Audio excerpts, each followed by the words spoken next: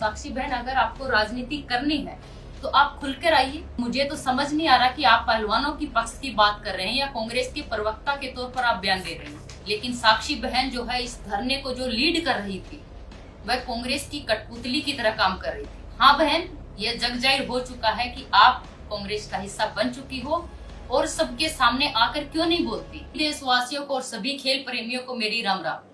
सबसे पहले तो मैं, मेरी दोस्त साक्षी मलिक ने जो बेबुनियाद आरोप मुझ पे लगाए हैं, तो मैं कहना चाहूंगी, एक कहावत है कि आंखों देखा और कानों सुने पे विश्वास नहीं करना चाहिए।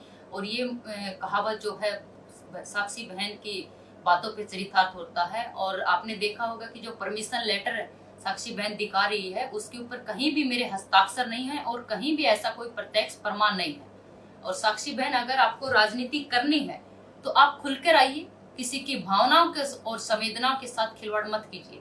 जैसे बहन अपनी वीडियो में कह रही है कि हमारे ऊपर राजनीतिक आरोप लग रहे हैं और दीपेंद्र हुड्डा का नाम लेकर हम पे आरोप लगाए जा रहे हैं, तो आज तक साक्षी बहन न तो किसी कांग्रेस पार्टी के किसी प्रवक्ता ने उसके ऊपर बयान दिया है और न ही कांग्रेस पार्टी के किसी नेता ने अपने बचाव में बयान दिया है।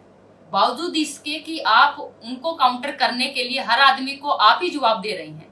और मुझे तो समझ नहीं आ रहा कि आप पहलवानों की पक्ष की बात कर रहे हैं या कांग्रेस के प्रवक्ता के तौर पर आप बयान दे रहे हैं। और दीपेंद्र हुड्डा जी, जिस तरह से आप व्यवस्था में बैठे लोगों के ऊपर सवाल कर रहे हैं, तो तब आप कहाँ थे जब 2012 से लगातार हरियाणा कुश्ती संघ के 10 साल तक अध्यक्ष के पद पर बैठे थे?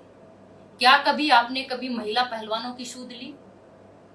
क्या आपने उनसे कभी उनके दुख दर्द तकलीफ को जानने की कोशिश की? क्या कभी आपने इस बातों का संज्ञान लेने की कोशिश की? लेकिन साक्षी बहन जो है, इस धरने को जो लीड कर रही थी, वह कांग्रेस की कठपुतली की तरह काम कर रही थी। उनका पूरा नियंत्रण जो है धरने के बैठे लोगों के ऊपर था। और एक मुहावरा और एक कहानी मुझे याद आ रहा है कि जैसे आपने सुना होगा कि जब कोई मिठाई जमीन पे गिर जाती है तो आपने देखा होगा कि बहुत सारे कीड़े मकोड़े जो है अपने बिलों से निकल आते हैं। और वही हुआ, सबने देखा और सभी ने पहलवानों के कंधे पर बंदूक रखकर अपनी अपनी बंदूकें चलानी शुरू कर दी। और एक भारतीय होने के नाते, एक पहलवान होने के नाते मेरा भी खून खोल रहा था। लेकिन साक्षी वीडियो में ये जितनी बचकानी बातें कर रही थी, कितना भोला बनने की कोशिश कर रही थी, और अब सारा बोझ जो है वो औरों के कंधों पर डालकर खुद पाक साफ होना चाहते हैं। कितना शातिर दिमाग है साक्षी बहन आपका। खाप पंचायतों के जो चाचा ताऊ, जो मेरे भी चाचा ताऊ हैं, मुझे गर्व है कि मैं एक किसान मजदूर की बेटी हूँ, उनके विरोध में होना तो सपने में भी नहीं सोच सकती। और मैं इसी समाज का हिस्सा हूँ और इनका इस्तेमाल करके अब इनको बोना मत करिए, यही सबसे बड़ा पाप है। हाँ बहन, यह जग जाहिर हो चुका है कि आप कांग्रेस का हिस्सा बन चुकी हो और सबके सामने आकर क्यों नहीं बोलती।